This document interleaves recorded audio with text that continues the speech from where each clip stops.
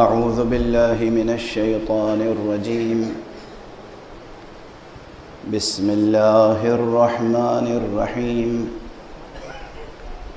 الحمد لله رب العالمين، والصلاة والسلام على أشرف الخلائق أجمعين، سيدنا وسيد الأولين والآخرين، حبيبنا وحبيب إله العالمين، إمام المرسلين وخاتم النبيين، أبي القاسم المصطفى محمد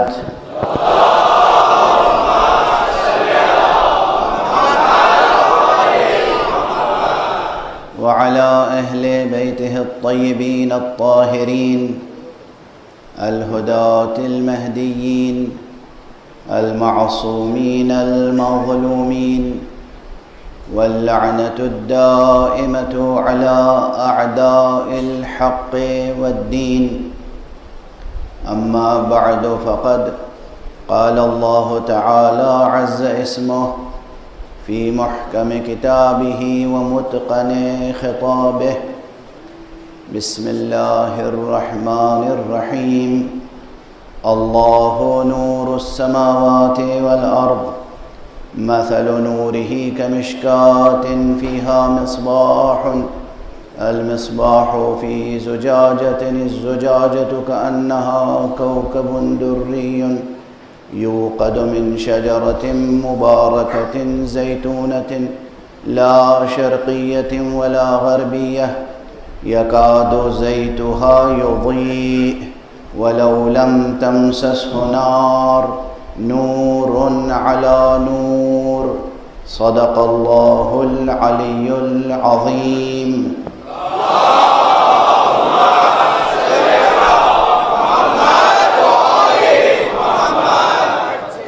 ایک مرتبہ اور بلند تر صلوات پڑھیں.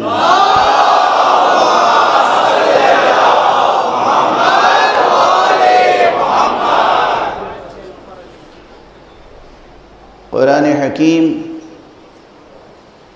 جو از اول تا آخر نور ہے، اس دیوان نور کی وہ آیت جس کا نام ہی آیت نور ہو،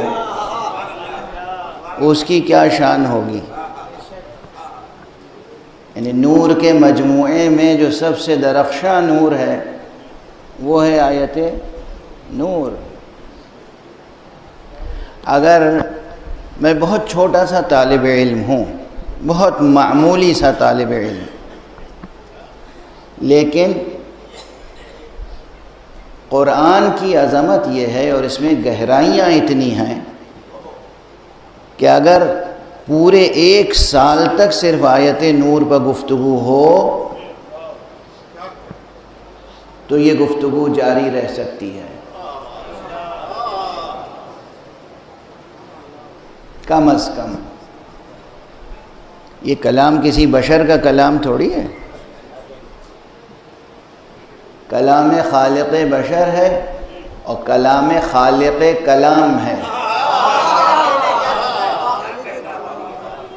کلام خالق کلام ہے. اور پھر شان یہ ہے بھئی قرآن مجید کی ہر آیت نور ہے. خدا کی قسم یاد رکھیے گا، یہ پھر جوڑ رہی ہے بات وہاں سے کہ قرآن کی تلاوت کریں یا صرف ترجمہ پڑھ لیں. ترجمے کی اپنی اہمیت ہے، ترجمہ ضرور پڑھیں، مگر یہ اصل متن قرآن جو لوگ صاحب بصیرت ہوتے ہیں. دیکھیے اس چشم سر کی خصوصیت ہے بصارت، اور چشم دل کی خصوصیت ہے بصیرت. جو لوگ صاحب بصیرت ہوتے ہیں وہ دیکھ سکتے ہیں کہ جب انسان قرآن مجید کی تلاوت کرتا ہے تو کیسی نورانیت پیدا ہوتی ہے. بسم اللہ الرحمن الرحیم کہنے سے کیا نور بکھرتا ہے، الحمدللہ رب العالمین کہنے سے کیا نور بکھرتا ہے. یہ مبالغہ نہیں ہے، یہ شاعری نہیں ہے. خدا کی قسم قرآن مجید کی تلاوتیں کریں اور اپنے گھر کو، اپنے در کو، اپنے سینے کو، اپنے قلب کو، اپنے باطن کو، اپنے سر کو، اپنے خفی کو، اپنے اخفا کو نور بخشیں. خود اپنی ذات کو اور ماحول ذات کو نورانی بنائیں. ماحول زندگی تاریک ہے. کیوں تاریک ہے؟ اس لیے کہ امت نے قرآن کو چھوڑ رکھا ہے. قرآن از اول تا قرآن مجید کا ہر حرف نور ہے، ہر حرکت نور ہے، ہر نقطہ نور ہے. یہ اس کا معجزہ ہے. وہ جب چاہتا ہے تمام انوار کو سمیٹ کر ایک نقطے میں سمو دیتا ہے، اور جب وہ چاہتا ہے تو درجہ بدرجہ، رتبہ برتبہ، افق بافق، نظر بنظر انوار بکھرتے چلے جاتے ہیں، اور سب سے اوپر پھر نظر آتا ہے وہ شجر نور جس کا تذکرہ ہے آیت نور. صلوات پڑھ دیجئے محمد و آلہ.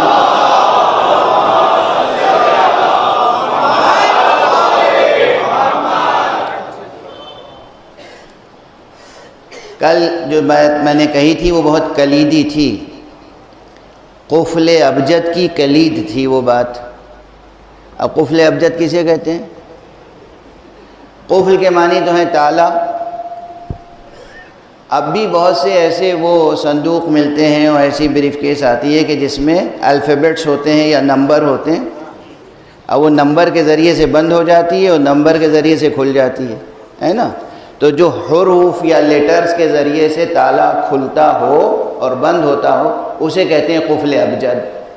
یہ سمجھ لیجئے آسانی کے لیے، بچوں کے سمجھانے کے لیے. اب یہ استعاراتی طور پر یا مجازی طور پر بہت سے اور معانی میں استعمال ہوتا ہے. یعنی جہاں عبارتیں ہوں گہری، تہدار، اہم، جہاں تہ در تہ مضامین ہوں، وہاں وہ نقطہ یا وہ جملہ جو اس تمام تہدار مضمون کی کنجی ہو کہ وہاں سے شروع کریں تو بات کھلتی چلی جائے، اسے کہہ رہا ہوں کلید قفل ابجد. وہ ایک بات کہی تھی کہ یہ آیت کریمہ جو ہے آیت نور، اس میں تہ در تہ تشبیہ اور استعارہ ہے. تشبیہ ہے اور استعارہ ہے، اور اس کے اوپر تشبیہ ہے، اور تشبیہ کا پورا ایک نظام قائم کیا گیا ہے. کیوں؟ لیکن اس سب کے اندر بنیادی چیز، موضوع کیا ہے؟ ایک رخ کا لفظ کیا تھا، اللہ نور السماوات والارض. اللہ آسمانوں اور زمینوں کا نور ہے. تو بعض مفسرین نے اس کے بہت سامنے کے معنی لیے، اور وہ معنی یہ ہے کہ دراصل اس کے معنی ہے کہ اللہ آسمانوں اور زمینوں کا منور ہے، یعنی ہر شے کو نور بخشنے والا ہے، نور عطا کرنے والا ہے، روشن کرنے والا ہے. واضح ہے؟ اچھا، روشن کرنے میں بھی دو پہلو ہوتے ہیں کم از کم. ایک ظاہری پہلو، مادی پہلو، فزیکل پہلو، میٹیریل پہلو. یہ سورج جو روزانہ طلوع ہوتا ہے، یہ کس چیز کو روشن کرتا ہے؟ یہ سورج کس چیز کو روشن کرتا ہے؟ دنیا میں جو مادی چیزیں ہیں انہیں روشن کر دیتا ہے. زمین نظر آنے لگتی ہے، دریا، سمندر، درخت، پہاڑ، سبززار، چمن، گلزار، خود انسان ایک دوسرے کا چہرہ دیکھنے لگتے ہیں سورج کی روشنی میں. مگر سورج کی روشنی میں چہرہ ہی نظر آتا ہے، دل نہیں نظر آتا.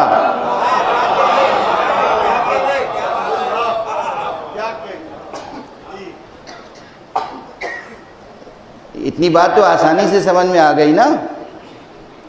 ایک شخص ہے، آپ اسے اپنا دوست سمجھتے ہیں، برسہ برس سے، پتہ نہیں دوست ہے یا نہیں. ایک شخص ہے، آپ اسے دشمن سمجھتے ہیں لیکن حقیقتاً پتہ نہیں وہ دشمن ہے یا نہیں. کبھی کبھی صرف خوش فہمیاں اور غلط فہمیاں اپنا رول پلے کرتی رہتی ہیں. کہیں خوش فہمیاں نور بکھیرتی ہیں اور کہیں غلط فہمیاں تاریکیاں پیدا کر دیتی ہیں. تو آپ سمجھ رہے ہیں کہ یہ میرا دوست ہے اور یہ میرا دشمن. روزانہ سورج کی روشنی میں اسے دیکھتے ہیں، مگر سورج کی روشنی میں نہ غلط فہمی دور ہوتی ہے نہ خوش فہمی کافور ہوتی ہے. اب کوئی ایسی روشنی بھی ہونی چاہیے نا جو اس چہرے پہ پڑا ہوا نقاب ہٹا دے،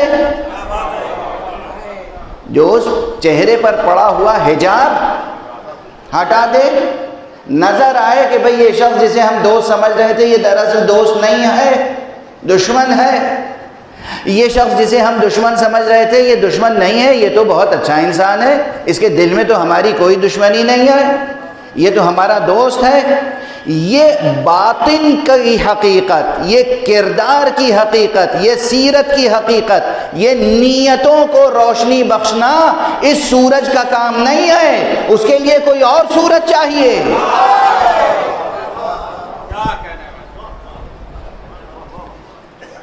دیکھیں ان مجلسوں سے دوست اور دشمن کی پہچان بھی اگر لے کے ہم اپنی زندگی کو سنوار نہ سکے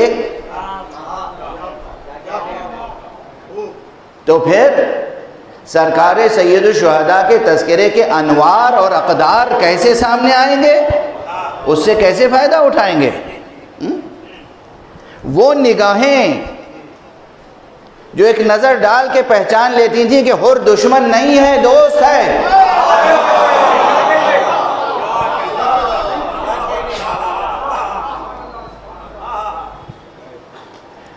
ان نگاہوں میں کون سا نور ہے؟ یہ سورج کا دیا ہوا نور نہیں، وہ تو خیر وہ ہے کہ جو خود سراپا نور ہے. وہ تو وہ ہے کہ جو ظاہر سے باطن تک اور باطن سے ظاہر تک نور ہے. یہ تو وہ ہے کہ جس کا شجرہ نور ہے، جو نور کے صلب سے پیدا ہوا، نور کی کوکھ سے پیدا ہوا، نور کے آغوش پروان چڑھا، اور جس کی نسل میں قیامت تک نور علی نور.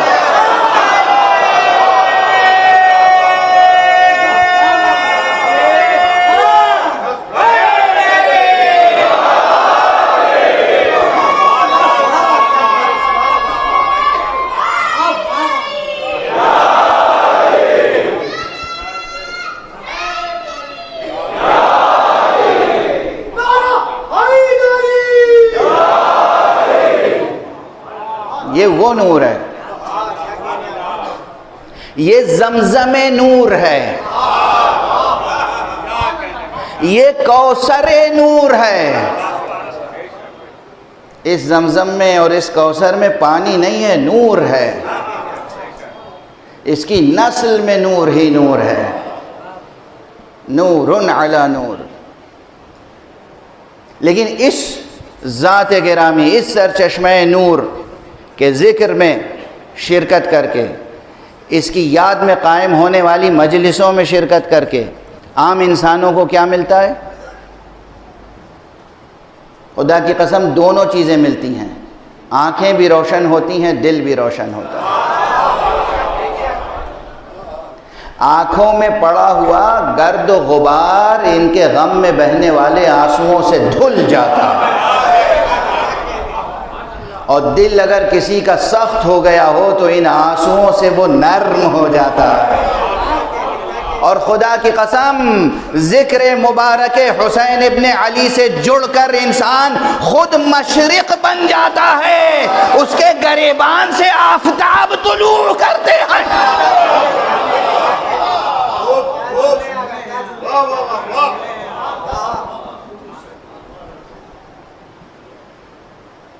اسے پھر عرض کر رہا ہوں، خطابت و شاعری نہ سمجھیے گا. اس تذکرے کا مقصد ہی یہی ہے، آپ اپنے کو تو پہچانیں، اپنے کو پہچانیں. خدا بے نیاز ہے، خدا کی قسم بے نیاز، بے غرض، بے نیاز. غنی علی الاطلاق، ہر شے سے مستغنی۔ وہ اپنے آپ کو پہچنواتا کیوں ہے؟ اسے شوق ہے پہچنوانا جائے۔ ایک بہت عام کانسیپٹ ہے کہ اسے شوق ہے کہ وہ پہچانا جائے۔ نعوذ باللہ، نعوذ باللہ، 100,000 بار نعوذ باللہ۔ وہ کیوں چاہتا ہے کہ آپ اسے پہچانیں؟ اس کی کوئی غرض نہیں ہے۔ اس کو اگر آپ نے پہچان لیا تو آپ اپنے نفس میں وہ عزت محسوس کریں گے کہ میں وہ ہوں جو اسے پہچانتا۔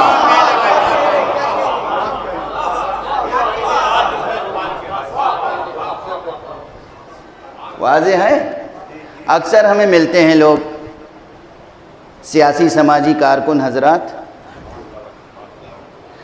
سیاسی کام کرنے کی ضرورت ہے، سماجی کام کرنے کی ضرورت ہے، ہیومن ویلفیئر کی کام کرنے کی بہت ضرورت ہے، ہیومینیٹیرین سروسز کی بہت ضرورت ہے۔ ہر انسان میں یہ جذبہ ہونا چاہیے کہ وہ دوسرے انسانوں کے لیے، اور صرف انسانوں کے لیے نہیں، ماحول حیات انسانی کے لیے، اس زمین کے لیے بھی، پیڑ پودوں کے لیے بھی، جانوروں کے لیے بھی، فضا کے لیے بھی، انسان کے لیے بھی، ہر ایک کے لیے جس قدر بھلائی کر سکتا ہے کرے۔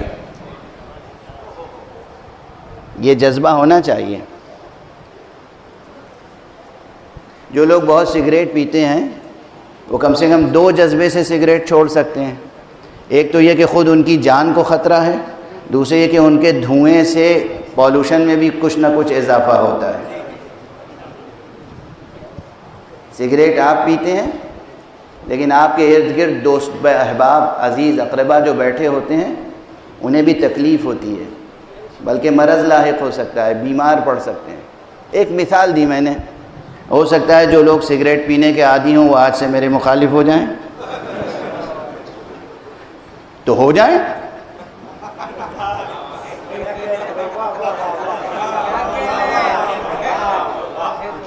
اس خوف سے کہ وہ مخالف ہو جائیں گے میں یہ کہنا تو نہیں چھوڑوں گا کہ بھائی سگریٹ میں نقصان ہے، اس ڈر سے کہ یہ مخالف ہو جائیں گے، وہ مخالف ہو جائیں گے، تو میں یہ کہنا تو نہیں چھوڑ دوں گا کہ سگریٹ پینا نقصان دہ ہے، پولوشن بھی ہوتا ہے اور آپ کے دل جگر پھیپھڑے سب خراب ہوتے ہیں، آپ کی عمر کم ہو جاتی ہے۔ بہرحال کہنا یہ کہ آپ اپنی ذات سے بھی ہمدردی کریں اور ماحول حیات ایسا ماحول بنائیں جو انسان دوست ماحول ہو، ہر چیز کا خیال رکھیں۔ بہرحال یہ جملہ تو درمیان میں آ گیا۔ عرض یہ کر رہا تھا کہ ذکر مبارک حضرت سید الشہداء ابو عبداللہ الحسین علیہ السلام،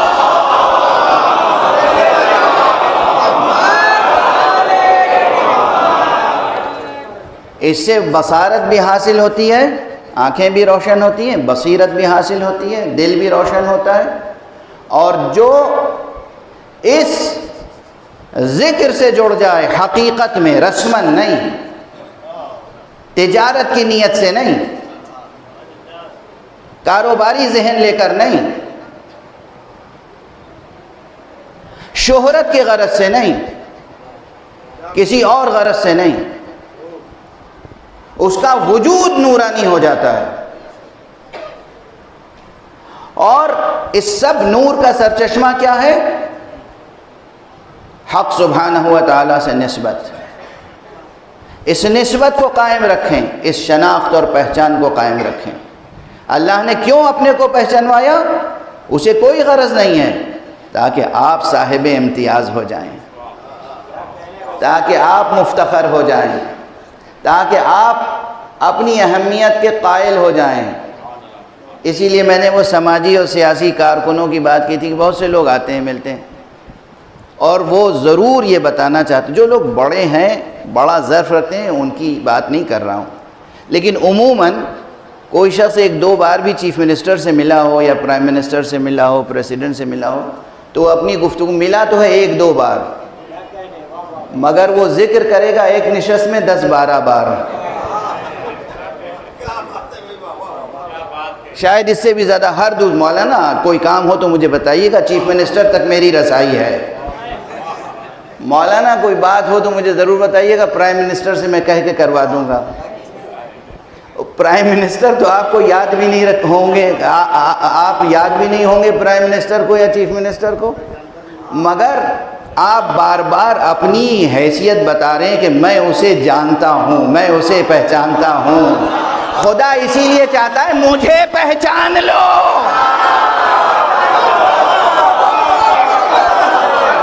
ناز کرنا ہو تو اس پر ناز کرو کہ میں خدا کو پہچانتا ہوں۔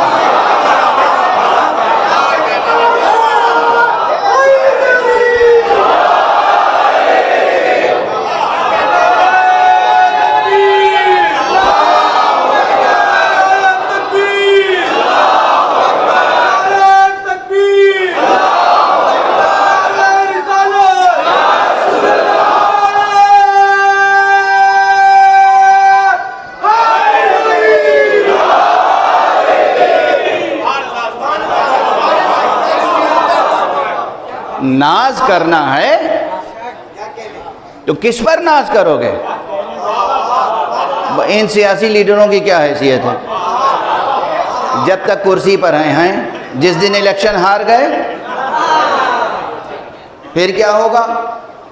اب وہ جو صبح سے شام تک تذکرہ کرتے تھے، میں انہیں جانتا ہوں، میرے بڑے اچھے تعلقات ہیں، جس دن وہ ہاریں گے دوسرے دن نہیں میرے ان سے کوئی تعلقات نہیں۔ آگے جو دوسرا لیڈر آیا ہے ابھر کے، کہیں اس سے دوری نہ ہو جائے۔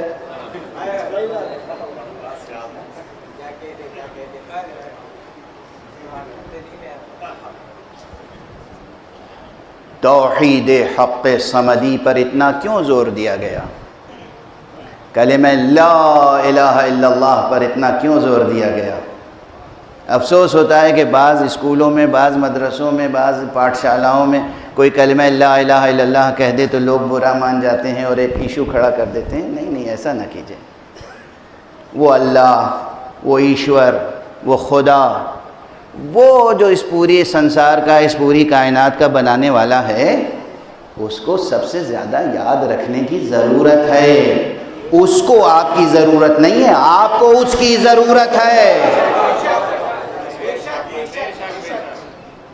توحید، خدا شناسی، اور صرف اس لیے خدا، آپ سمجھتے ہیں لا الہ الا اللہ کہتے ہیں تو خدا کو سرور آ جاتا ہے، وہ خوش ہوتا ہے؟ محتاج ہے وہ۔ آپ اللہ اکبر کہتے ہیں تو اسے بڑائی مل جاتی ہے، آپ اس کے سامنے جھک جاتے ہیں تو وہ عظیم ہو جاتا ہے، آپ اس کے سامنے سجدہ کرتے ہیں تو وہ اعلیٰ ہو جاتا ہے۔ آپ یہ سمجھتے ہیں جتنی آپ کے پیشانی اس کے سامنے جھکے گی اتنی ہی آپ سرفراز ہوں گے؟ خدا کی قسم، جو اخلاص کے ساتھ، معرفت کے ساتھ، خلوص کے ساتھ، اپنے پورے ارادے اور اختیار کے ساتھ خدا کے سامنے سجدے میں اپنی پیشانی رکھ دے اس خاک پر، پھر وہ خدا کے علاوہ دنیا کی کوئی طاقت اس کے سر کو اپنے سامنے جھکا نہیں سکتی۔ جب بھی کوئی جھکانا چاہے گا تو اسے ایک کرن کی طرح، بلکہ ایک نور کے سرچشمے کی طرح ایک اس کے سامنے جملہ آئے گا، ان مثلی لا یبایع مثلا، مجھ جیسا اس جیسے کی بیعت نہیں کرتا۔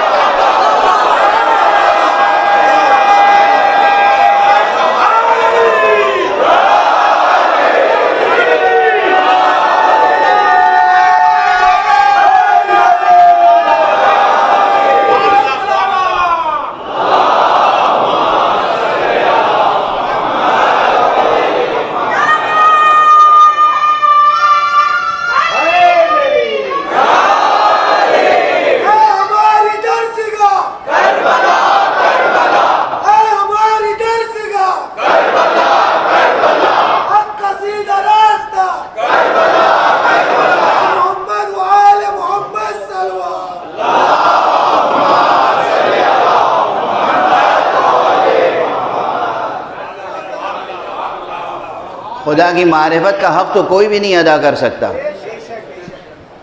لیکن ذرا سی بھی خدا کی شناخت ہو جائے، ذرا سی معرفت حاصل ہو جائے، ذرا سا رشتہ برقرار ہو جائے خدا سے، تو خدا کی قسم پھر ہر انسان کی یہ کیفیت ہو سکتی ہے، ہم تمہارے سامنے کیوں سر جھکائیں، ہم خدا رکھتے ہیں،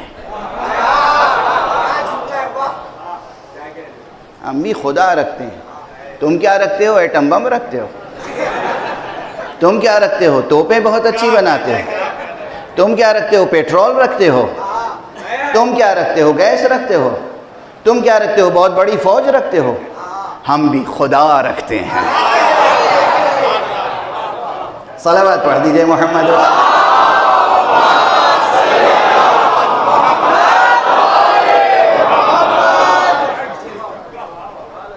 خدا کی قسم میں اکثر اس لیے ذکر کرتا ہوں ممبر پر کہ آقا حسین اور اہل بیت اطہار کی تعلیمات پر عمل کرنے والے جب رہبر پیدا ہو جاتے ہیں تو ان کے ہاں یہ شان نظر آتی ہے۔ مشرق ہو یا مغرب، پوری دنیا جھکانے کی کوشش کرتی ہے مگر یہ کبھی جھکتا نہیں ہے سر۔ کس اعتماد کے ساتھ کہتا ہے؟ کس اعتماد کے ساتھ؟ جو دنیا کا سب سے بڑا مغرور ملک ہے اس کو لقب ہی دے دیا شیطان اکبر کا۔ اور میرا میدان سیاست نہیں ہے، لیکن ایک جملہ عرض کروں، جو لوگ نیوز بیٹھ کے انالائز کرتے ہیں اور حالات اور سچویشنز، اور یہ میڈیا، یہ تو ایک آج کل ایک عجیب و غریب چیز ہے۔ میڈیا بہت عجیب چیز ہے، بہت عجیب۔ بہت پرانی بات ہے، 1992 میں یا 93 میں لاس اینجلس گیا تھا امریکہ، تو وہاں کچھ جوانوں نے، مسلمان جوانوں نے، اور اس کے ساتھ کچھ یقیناً غیر مسلم جوان بھی تھے، سب ملے، مومن غیر مومن سب 60-70 کے قریب بچے تھے، جوان نوجوان، جو میڈیا میں اور جرنلزم میں کام کر رہے تھے اور جرنلزم کے کورسز کر کے نہیں آ رہے تھے اس فیلڈ میں کام کرنے کے لیے۔ خیر انہوں نے ایک سیمینار، چھوٹا سا سیمینار، کیا سیمینار، اب نیا لفظ بناؤں، سیمینار ایک چھوٹا سا ایک گیدرنگ تھی، وہاں سوال جواب، کوشچن آنسر۔ تو انہوں نے جو پہلا سوال کیا کہ آپ کا جرنلزم کے بارے میں کیا خیال ہے، تو کچھ تو سنجیدگی سے اور کچھ حس سے مزاح کے ساتھ میں نے کہا کہ اسلام نے غیبت کو گناہ قرار دیا تھا، آپ نے اسے فن بنا لیا ہے۔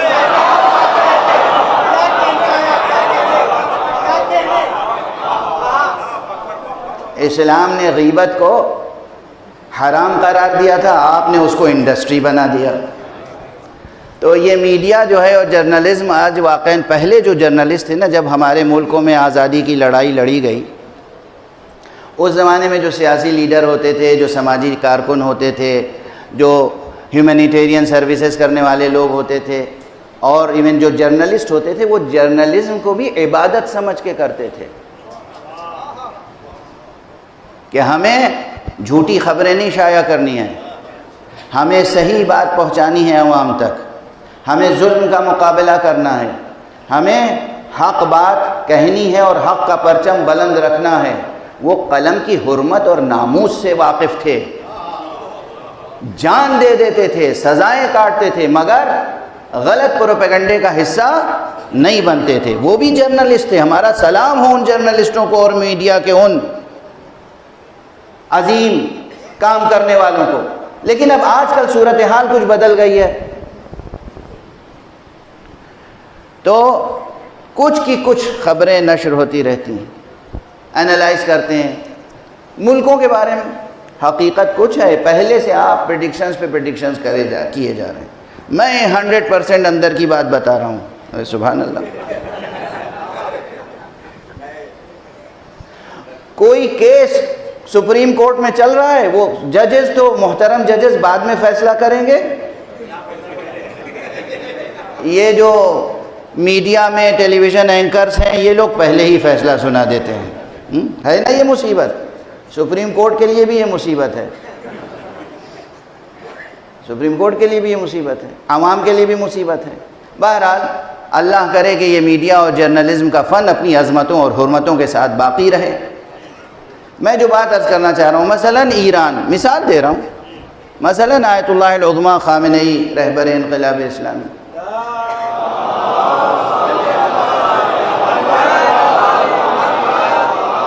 اب تجزیے ہوتے رہتے ہیں اور خود ہماری قوم ٹکڑوں میں بٹ گئی ہے۔ کیوں؟ ایک سوال کا جواب دے دیجئے مجھے۔ جب سے جمہوری اسلامی ایران قائم ہوا ہے حضرت امام خمینی رضوان اللہ علیہ کے انقلاب کے نتیجے میں، آج تک دنیا کی تمام بڑی طاقتیں سینکشنز لگاتی رہیں، پابندی، سینکشنز، پابندی، سینکشنز، اقتصادی ناکہ بندی، اقتصادی ناکہ بندی۔ اس کے باوجود جنہیں یہ سمجھتے تھے کہ یہ علماء، یہ عمامہ رکھنے والے، یہ حکومت کیا چلائیں گے، یہ سیاست کیا کریں گے، یہ ملک کیا چلائیں گے، دوسرے ملکوں پہ جن پہ پابندیاں نہیں ہیں، دیکھیے کہ وہ اقتصادی طور پر ناکام ہوتے جا رہے ہیں۔ چھوٹے بڑے ملکوں کو دیکھ لیجئے، اقتصادی طور پر ناکام، سری لنکا سے لے کے اور بہت سے ملکوں کو دیکھ لیجئے، کچھ ناکام ہو چکے ہیں، کچھ ناکام ہیں مگر مان نہیں رہے ہیں ابھی کہ ہم ناکام ہیں۔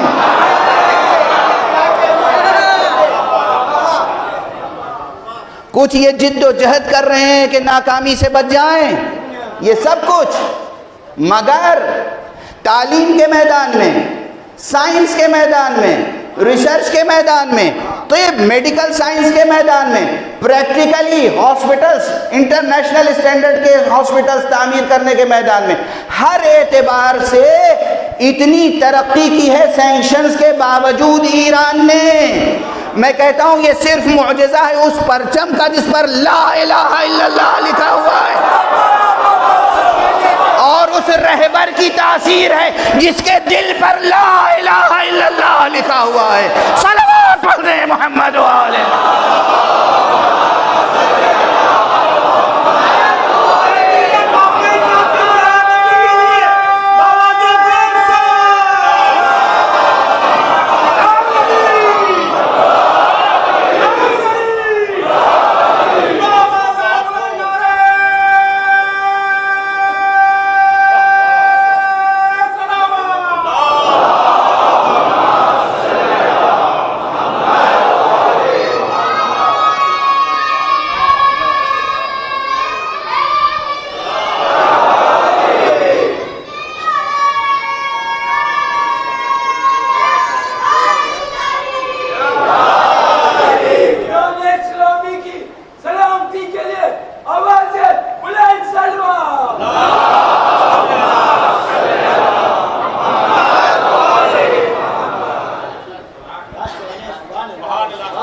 حالات سامنے ہیں، کس کا معجزہ ہے؟ توحید حق سمدی۔ ہم خدا رکھتے ہیں، ہم امریکہ کے سامنے کیوں جھک جائیں؟ ہم خدا رکھتے ہیں، ہم کسی اور کے سامنے کیوں جھک جائیں؟ ارے ہم کسی کے سامنے جھک جائیں تو خدا کو کیا جواب دیں گے؟ ہم خدا رکھتے ہیں، ہم کلمہ طیبہ رکھتے ہیں، اور ہم تو وہ ہیں جو کلمہ طیبہ بھی رکھتے ہیں، شجرہ طیبہ بھی رکھتے ہیں۔ کلمہ طیبہ بھی رکھتے ہیں، شجرہ طیبہ بھی رکھتے ہیں۔ وہ شجرہ طیبہ جس کی جڑ نور، تنا نور، شاخیں نور، پتے نور، کلیاں نور، پھول نور، پھل نور، شجرہ کیا ہے؟ نور علی نور۔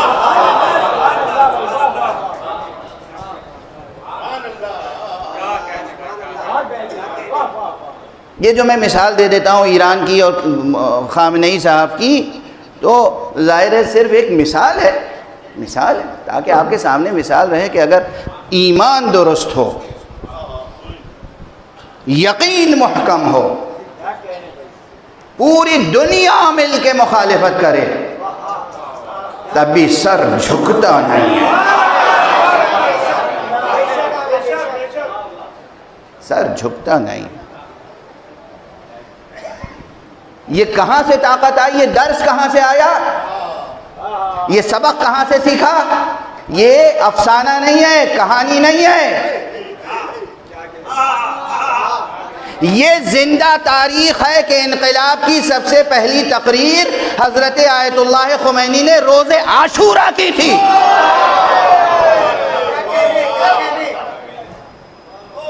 روز عاشورہ حسینی۔ اس کے معنی کیا ہے؟ دست ادب جوڑ کے عرض کر رہا ہوں، جہاں تک میرے عزاداران حسینی سماعت فرما رہے ہیں، عزاداری سوگواری ہے، عزاداری غم منانا ہے، عزاداری آنسو بہانا ہے، عزاداری ماتم کرنا ہے، مگر عزاداری دشمن کے آگے سر تسلیم خم کرنا نہیں ہے۔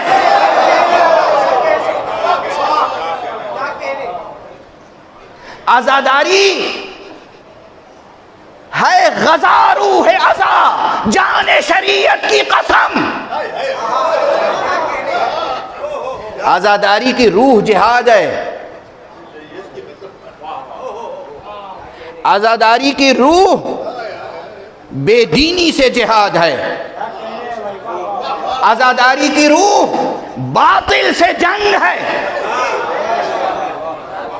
خالی یہ دہراتے رہنے سے کام تھوڑی چلے گا کہ کربلا کی جنگ حق و باطل کی جنگ تھی۔ اگر کربلا کی جنگ حق و باطل کی جنگ تھی تو کربلا کا نام لے کر مجلسوں کا تبرک کھانے والوں تم نیوٹرل کیوں ہو؟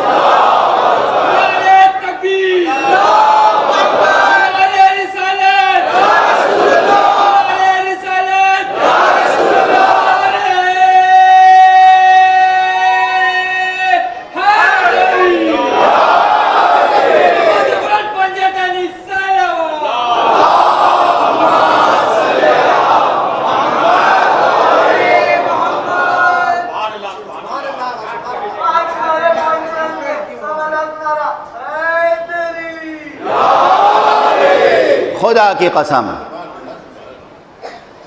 قرآن کی قسم، اس دل پر نور کی قسم جس پر قرآن نازل ہوا، اس کے پورے شجرہ نور کی قسم، کربلا حق و باطل کی جنگ تھی۔ اور ایک جملہ بدل دوں، آج سے یہ نہ کہیے گا کربلا حق و باطل کی جنگ تھی، کربلا حق و باطل کی جنگ ہے۔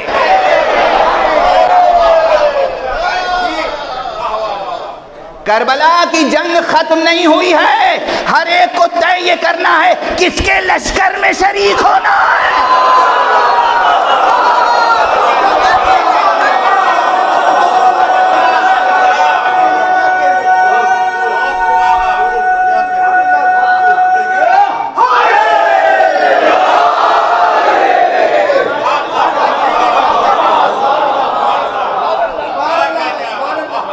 کربلا کی جنگ تھی نہیں،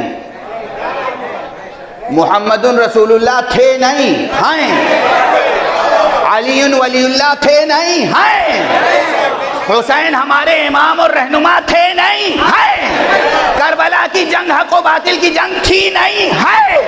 طے یہ کرنا ہے کہ تم حسین کے لشکر میں ہو یا یزید کے لشکر میں۔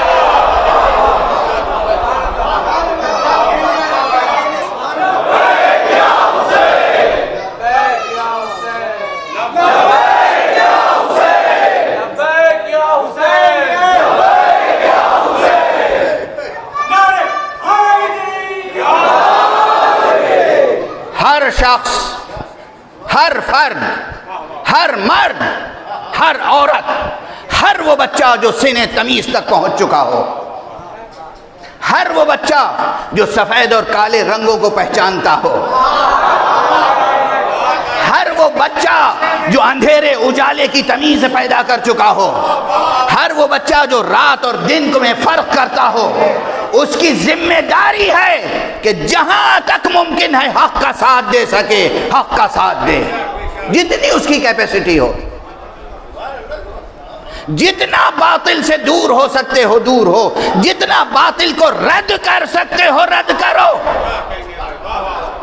جس قدر باطل کو کچل سکتے ہو کچلنے کی کوشش کرو، جس قدر باطل کو روند سکتے ہو روندنے کی کوشش کرو، جتنی تمہاری سکت ہو۔ ورنہ حق و باطل کی جنگ میں بس دو ہی لفظ ہیں، حق باطل، درمیانی کوئی چیز نہیں ہے۔ نیوٹرلزم کے معنی ہے منافقت۔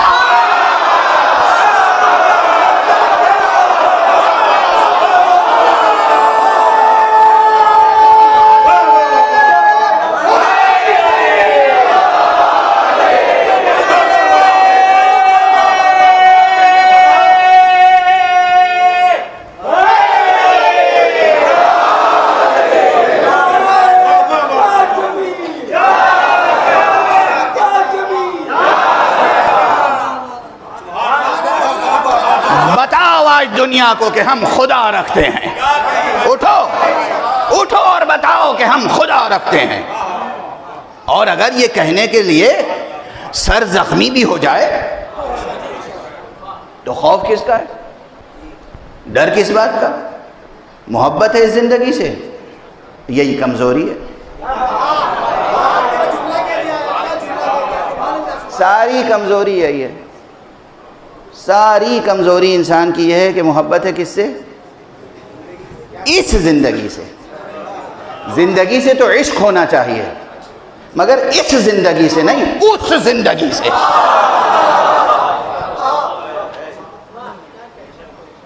اس زندگی سے نہیں، یہ زمین پر رینگتی ہوئی زندگی، یہ کائی اور کیچڑ میں آلودہ زندگی، یہ خاک اور خون میں آلودہ زندگی، یہ خاکنائے دہر میں محدود زندگی، یہ زندگی جس کا آخری لمحہ موت کہلاتا ہے، یہ زندگی محبت کرنے کے قابل نہیں ہے۔ اس زندگی سے محبت کرو جو عظیم الشان زندگی ہے، جس کے بعد زندگی ہی زندگی ہے، زندگی ہی زندگی ہے، زندگی ہی زندگی ہے۔ انسان ازلی تو نہیں ہے مگر ابدی ہے، بشرطے کہ نور علی نور کا پیغام سمجھ لے۔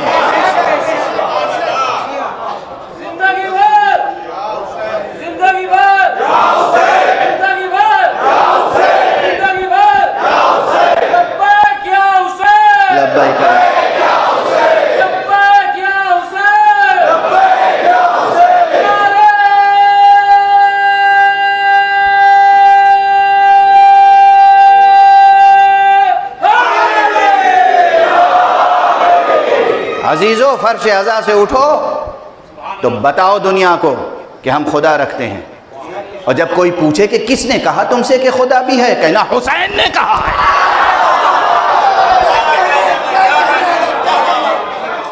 کسی کی مجال نہیں ہے جو تمہیں جھٹلا دے۔ فلسفی، منطقی، مشککین، کمیونسٹ، خدا کے انکار کرنے والے ملحد، سفسطی، کوئی بھی آ جائے، فرش عزا سے اٹھو، اعلان کرو کہ ہم خدا رکھتے ہیں۔ اور جب کوئی پوچھے کس نے کہا خدا بھی وجود رکھتا ہے، کہہ دینا حسین نے کہا ہے۔ یہ نہ کہنا سقراط کی یہ دلیل ہے اور بقراط کی وہ دلیل ہے، اور فلسفی افلاطون نے یہ کہا اور ارسطوٹل نے یہ کہا اور حکیم نے یہ کہا اور فلسفی نے یہ کہا اور علامہ نے یہ کہا۔ نہیں، ایک جواب ہو، خدا ہے، یہ ہمیں حسین نے بتایا ہے۔ مجال ہے کسی کی کہ جو جھٹلا سکے؟ اسی لیے بس وقت گزر گیا، بہت سی باتیں عرض کرنی تھی، وقت گزر گیا، لیکن بے اختیار یاد آ گیا مجھے، پہلے سنا چکا ہوں، مکرر عرض کر رہا ہوں۔ جوش ملیح آبادی نے ایک جگہ کہا ہے کہ ثبوت حق کے لیے ہم ایسے اہل نظر کو ثبوت حق کے لیے اگر رسول نہ آتے تو صبح کافی تھی، صبح یہ بات کہہ چکا ہوں میں کہ صبح ہو، شام ہو، ظہر ہو، ہر گزرتا ہوا لمحہ وجود خدا پر ایک دلیل ہے۔ لیکن انہی لمحوں میں لوگ سانسیں لیتے رہتے ہیں اور خدا کا انکار کرتے رہتے ہیں۔ ہر ذرہ خدا کے وجود پر دلیل ہے، مگر ذروں کے اوپر چلتے رہتے ہیں اور خدا کا انکار کرتے رہتے ہیں۔ تو اس فقیر نے کہا تھا، انہوں نے کیا کہا کہ ہم ایسے اہل نظر کو ثبوت حق کے لیے اگر رسول نہ آتے تو صبح کافی تھی۔ اس فقیر نے کہا ہے نہ مدرسے نہ مساجد، نہ فلسفہ نہ کلام، نہ مدرسے نہ مساجد، نہ فلسفہ نہ کلام، ثبوت حق کے لیے بس حسین کافی ہے۔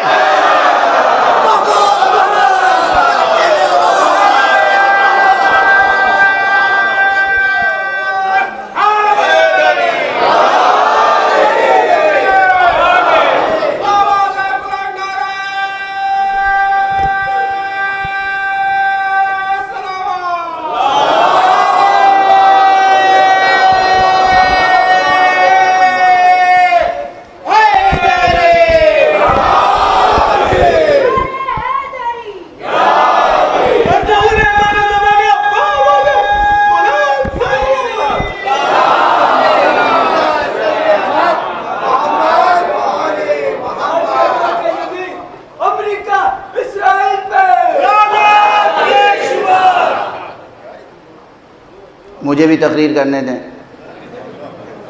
وقت کے دامن میں گنجائش کم ہوتی ہے۔ ایک چیز یاد رکھیں، جس کا نام لے رہے ہیں نا اس کی ضرورت ہی نہیں پیش آئے گی۔ معصوم نے کہا ہے کہ الباطل یموت بترک ذکر، باطل کا نام لینا چھوڑ دو خود ہی مر جائے گا۔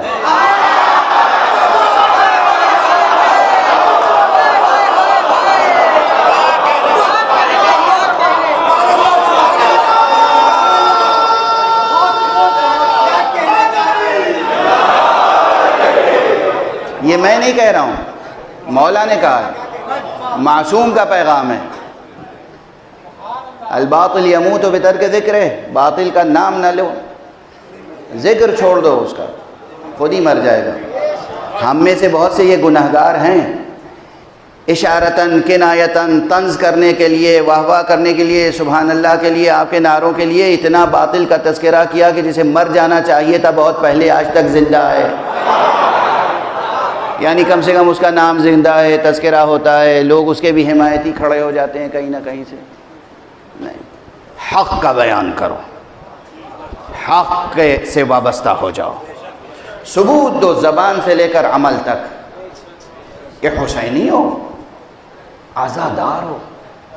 عزادار کے معنی کیا ہے غزہ، غزہ یعنی غزوہ، جنگ، جہاد، جد و جہد، کوشش، جنگ ہے غزہ روح عزا،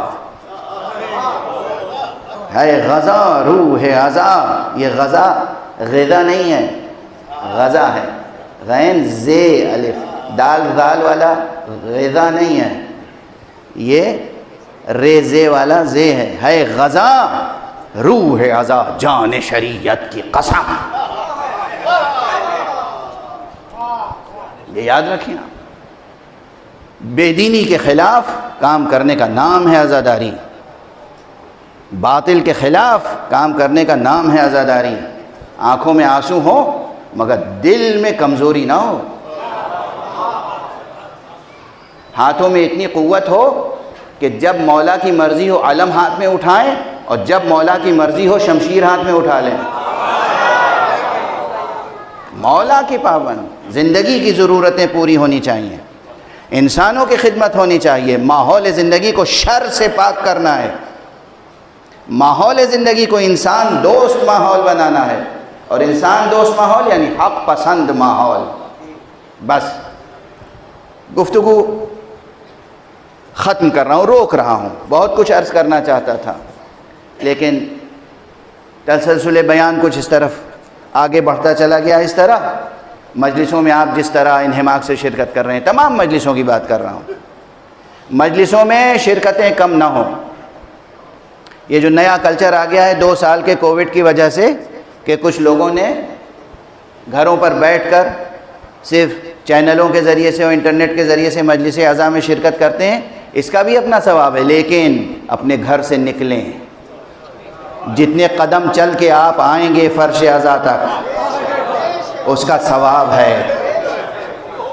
مجلس میں شرکت کریں، ان مجلسوں میں معصوم کے انوار شریک ہوتے ہیں، ان مجلسوں میں ملائکہ شریک ہوتے ہیں، ان مجلسوں میں فرشتے شریک ہوتے ہیں، ان مجلسوں کی سعادتوں اور برکتوں کو اپنے دامن میں سمیٹیں، مجلسوں میں شرکت کریں، اور جو پیام حسینی کو لے کر، جو پرچم حسینی کو لے کر جلوس اعضاء برآمد ہوتے ہیں ان میں بھی شرکت میں کمی نہ آئے۔ ہاں، صفائی سے، ڈسپلن سے، احتیاط سے سب کو پیغام حسین دینے کے لیے آپ کی آنکھوں میں آنسو ہوں اور ساری انسانیت کے لیے آپ کے دل میں ہمدردی ہو، اس طرح شریک ہوں۔ مجھ سے آج التماس کرنے والوں نے ایک عجیب و غریب نام یاد دلا دیا کہ ان کے لیے سورہ فاتحہ پڑھواؤں، مجلس کے بعد انشاءاللہ سورہ فاتحہ بھی پڑھیے گا اور ان کی روح کی بلندی کے لیے دعا کیجیے گا۔ اس بمبئی میں عزاداری کے فروغ میں اور خصوصیت کے ساتھ جو جلوس اعضاء ہے، شام غریباں کا جلوس، عاشور کا جلوس اور جتنے بھی جلوس نکلتے ہیں، ان جلوسوں کو قائم کرنے میں اور فروغ دینے میں حضرت علامہ عباس رضوی مرحوم کا بہت کنٹریبیوشن ہے۔ بھلائیے گا نہیں اس نام کو، ان کے لیے سورہ فاتحہ سے ان کی روح کو شاد کیجیے گا اور جلوسوں میں شرکت کیجیے گا خصوصیت کے ساتھ۔ مجلس اعضاء حسین اور جلوس حسین، جلوس ماتم، جلوس اعضاء، اس کی رونق میں کمی نہ آنے پائے۔ اگر کوئی کمی آ گئی تو ہم امام کو منہ دکھانے کے قابل نہیں رہے۔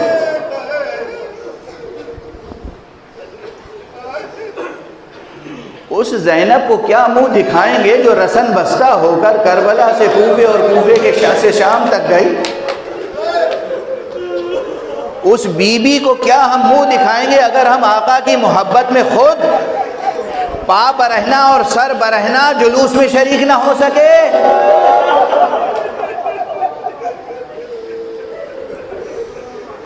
اعلان نام حسین و پیغام حسین بہت بڑا مذہبی فریضہ بھی ہے، انسانی فریضہ بھی ہے۔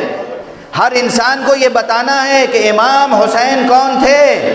امام حسین وہ تھے جنہوں نے انسان کی حقیقی آزادی اور حریت کے لیے، انسان کی سربلندی کے لیے، انسان کی سرفرازی کے لیے، اقدار انسانی کے لیے، ہیومن ویلیوز کے لیے، امن اور انصاف کے لیے، پیس اور جسٹس کے لیے اور فریڈم کے لیے قربانی دے دی، اور کیسی کیسی قربانیاں اور کیسی کیسی مثالیں قائم کی۔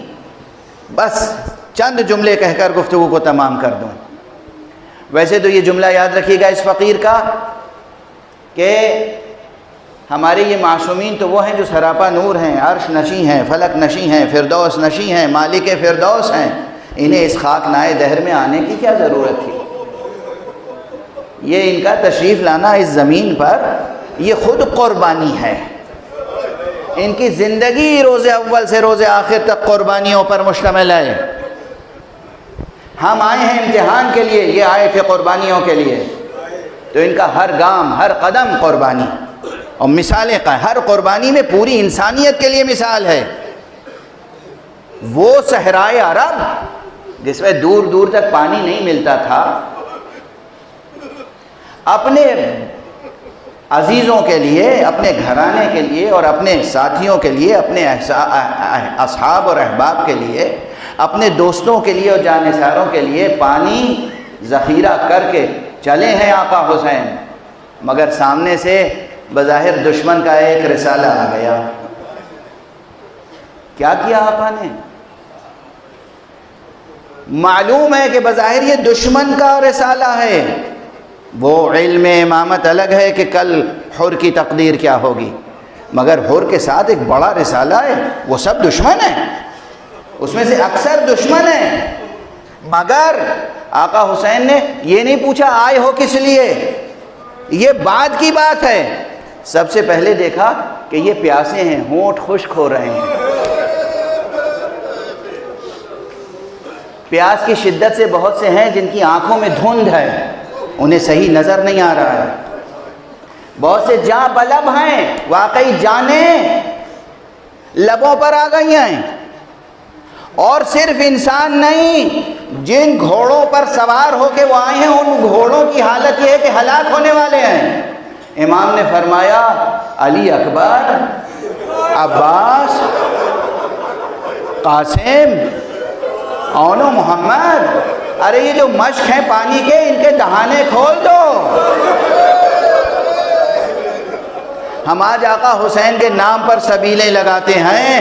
آقا حسین نے جس موقع پہ سبیل لگائی تھی دشمنوں کے لیے، حملہ آور ہونے والے لشکر کے لیے، اور اس میں ایک عجیب و غریب منظر ہے۔ ایک آقا کی حیثیت، آقا جو صاحب معرفت ہیں ان کے لیے تو حسین شہنشاہ دو جہاں ہیں، لیکن جو معرفت نہیں بھی رکھتے وہ کتنی معرفت رکھتے ہیں۔ آقا حسین اس وقت اپنے قافلے کے قافلہ سالار تھے، بنی ہاشم کے سید و سردار تھے۔ جو لوگ ساتھ میں تھے ان میں سب سے عظیم ہستی تو امام حسین کی تھی نا، تو ظاہر ہے ان کے ساتھ غلام تھے، کنیزیں تھیں، لشکر میں بہت سے اصحاب تھے، بہت سے خدمت گزار تھے، پھر اعزا تھے، اقربا تھے، سب تو لگے ہوئے تھے پانی پلانے میں، لیکن کرم، جود، سخاوت، کرم، جود۔ آقا نے دیکھا ایک شخص ہے جو خود اپنی حالت بیان کرتا ہے کہ پیاس کی شدت سے میری آنکھوں میں ایسی دھند تھی کہ کچھ نظر نہیں آ رہا۔ آقا کی طرف سے آنے والے مشکیزے کا دہانہ میرے منہ کے قریب لاتے تھے مگر مجھے دہانہ نظر نہیں آتا تھا۔ تو میں نے دیکھا کہ آقا حسین اپنی کرسی سے تشریف لائے، میری طرف بڑھے اور اپنے ہاتھوں سے یوں چلو سے مشک سے پانی لیا اور میرے دہن سے لگا کر کہا پانی پی لے، پانی پی لے، تو بہت پیاسا معلوم ہوگا۔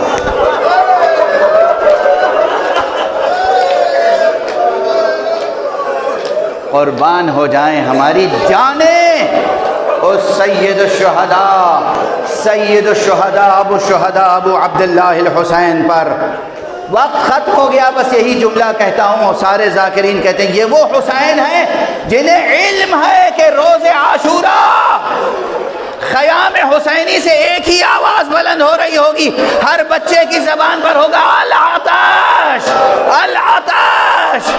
بچے کہہ رہے ہوں گے بھیا علی اکبر العطش، بچے کہہ رہے ہوں گے چچا عباس العطش، اور یہ جانے والے بھی جنگاہ کربلا میں ایک ایک کر کے جائیں گے اور پیاسے اپنا سر نظر مولا کر دیں گے۔ انا للہ وانا الیہ راجعون، رضا بقضائہ وتسلیما لامرہ۔ پروردگار ہمیں علوم قرآن اور معارف اہل بیت سے آشنا فرما۔ پروردگار معبود ملت اسلامیہ کو بلا تفریق مسلک محمد اور آل محمد کی تہذیب کے سانچے میں ڈھال دے۔ پروردگار میرے معبود، تمام عالم انسانیت میں بے چینی ہے، ہر جگہ بد امنی ہے، معبود انسانوں کو امن اور عافیت عطا فرما۔ پروردگار شر کا خاتمہ کر دے، پروردگار خیر و برکت کو فروغ عطا فرما، پروردگار نقش باطل مٹا دے، پروردگار نقش حق کو نمایاں سے نمایاں تر فرما۔ پروردگار عالم انسانیت میں جو بھی اچھے رہنما اور لیڈر کام کر رہے ہیں ان کی تائید فرما۔ ہمارے سروں پر حضرت آیت اللہ العظمیٰ سید علی حسینی خامنئی کا سایہ برقرار رکھ۔ پروردگار حضرت آیت اللہ العظمیٰ سید علی حسینی سیستانی کا سایہ برقرار رکھ۔ پروردگار جو اچھے علماء خدمت کر رہے ہیں ان کو صحت عطا فرما، عافیت عطا فرما۔ حضرت حجت الاسلام والمسلمین مولانا حسنین کناروی صاحب کو اور صحت عطا فرما۔ پروردگار جتنے بھی بیمار ہیں، مریض ہیں، انہیں صحت عطا فرما۔